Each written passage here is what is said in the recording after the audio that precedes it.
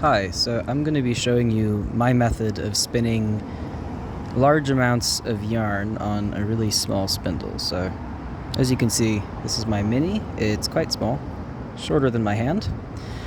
This kind of makes it difficult to use because it's just not very ergonomic for me, but that's not the point. The point is, this is pretty much full. I could add a bit more fiber on, but I don't really want to because winding it is hard because I let this go down too far. Point being, I have a full spindle. This is not a lot of fiber. I want to spin more fiber. So typically, from here, you want to wind it onto some kind of bobbin, or in my case, a ball. Now you can always just start winding it around your fingers. That works perfectly well. However, I found that when you go to ply the ball, when you get down to like the last little bit, it's just going to float in the air. The fibers are all going to stick together. It's not heavy enough to roll around or anything. It's just going to catch and go right up to your hands, and that really irritates me. So what I do instead is I wrap it around a little pebble. I think this is quartz or something. It's really pretty pink in the sunlight. There you go. I usually do slightly smoother pebbles, but this one is so pretty. So it's not heavy at all. It's like the size of my thumbnail. So something quite small is good enough. It's going to weigh down the fibers, and it's going to give you a good starting point. So this is optional, by the way. I'm gonna make a little slip knot. And I'm just going to put the rock through it. You can just start wrapping without a slip knot. This is a little bit more secure, but in the end it doesn't matter. It's only going to affect the last like 2 seconds of your spinning, this bit anyway. So now, I've got it attached to the rock via slip knot, and I'm just going to start winding. My spindle is kind of rolling everywhere. I don't know if you can even see it, so I might stick it here and then hold this above and start winding it. So one thing to keep in mind when making ply balls or just balls of yarn to like knit off of or crochet off of or whatever it is you're going to do with it, is that if you wind it all crazy, jeez, if I could keep a hold of it, that would be nice. If you wind it all crazy, then when it unwinds, it's going to roll absolutely everywhere. And so several thousand years ago, at least, our ancestors came up with a good way to make it not roll everywhere. And that is just to wind on in bands. So basically you just pick a direction and you wind in that direction for a while. And then you pick a new direction and you wind in that direction.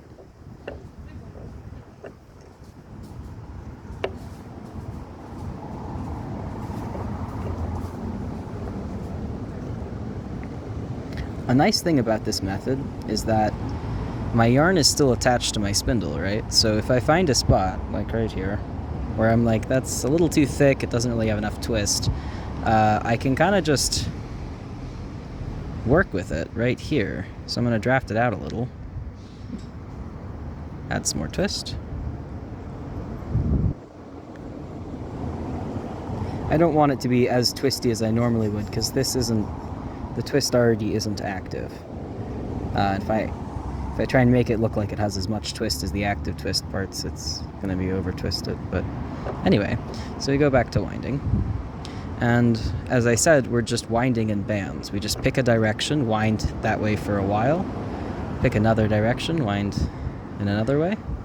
Now, as you can see, I have multiple different colors on the spindle. These are actually totally different breeds. Like I've picked some locks from different fleeces, and they're all either the natural color of the fleece or else I dyed them using natural materials.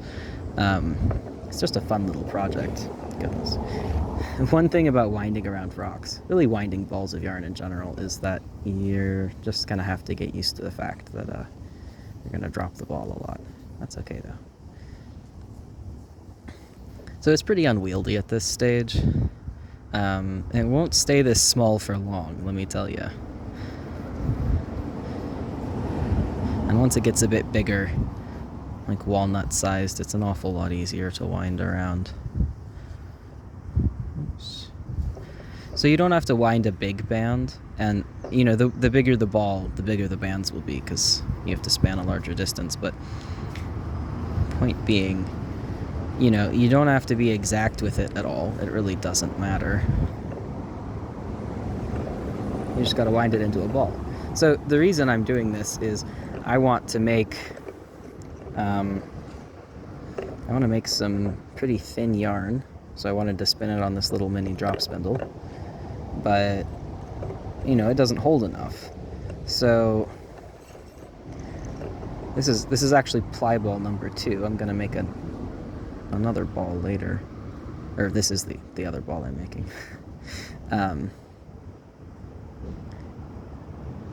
But it's like you can kind of just fill up the spindle, which doesn't take long because it's so small, and then wind it onto a ball, and then keep going, fill up the spindle again, wind it onto the ball.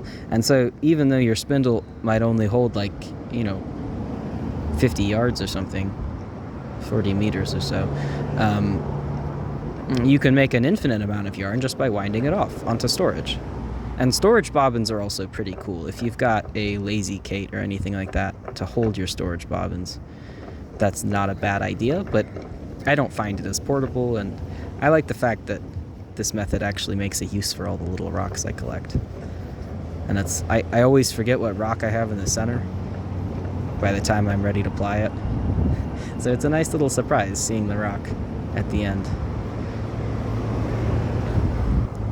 This can also be used on spindles that are pretty big, well, you know, that hold quite a lot of yarn, but they don't hold enough for the project you're doing. Like, this can be done at any scale. And to be fair, it can get a little annoying winding a lot of yarn into a ball, especially because you're gonna have to do it multiple times, you know. And so that's why ball winders were invented, and cake winders and stuff like that. But they're not very portable. And this, like, my job has me going all around the city, and I pretty much only have time to spin for like a minute at a time, if that. So I just spin tiny amounts all day. And the fact that this method is portable, the fact that I'm not done when my spindle is full, like done for the day, is really helpful. It allows me to spin an awful lot more.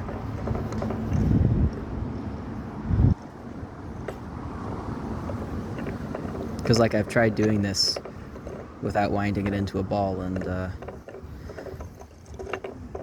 what happens is that I just run out of space like halfway through the day, and then I've got nothing left to spin, and that is just sad. So I am currently using a leader, trying to figure out how to use them. I'm sort of new to them. So we just pull it off the leader, and now we've got this little ball of yarn, and we've got a freshly empty spindle, ready to get back to spinning. Wrap that around the top. See? Now let me show you. What is the other one? I really like this one. It's good to toss around. Well, I'm trying not to mess up the yarn on the outside too much, but so this is my finished first ply, and I'm working on my second ply right now.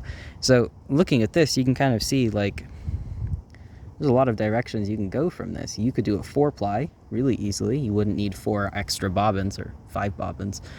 You just need a couple of pebbles and the time to hand wind your yarn onto them. It's also, I'm not gonna lie, it's really nice to wind yarn this way and like look at your colors and see what you've done. One thing to note though, if you are spinning something that you want to, like, you want it to be in a specific order, like for example, you're spinning off of some roving and you want the pattern repeats, or not pattern, you want the color repeats to be the same all the way through. When I start spinning on this again, the very last bit that I spun is what's going to be wound directly onto here. So it's backwards. So the way to fix that is to basically, you have to spin the colors or the roving backwards or in an alternate order, like when you're working with multiple different colors in an alternate order. So if I wanted the next color on here to be brown, and then say after that white and then yellow, I would first spin yellow, and then white, and then lastly the brown onto here. I don't know how often that would really come up. I like working with small bits of locks like this, but I think most people don't necessarily. That's just something to keep in mind.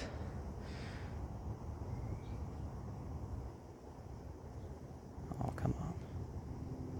It's not going to balance.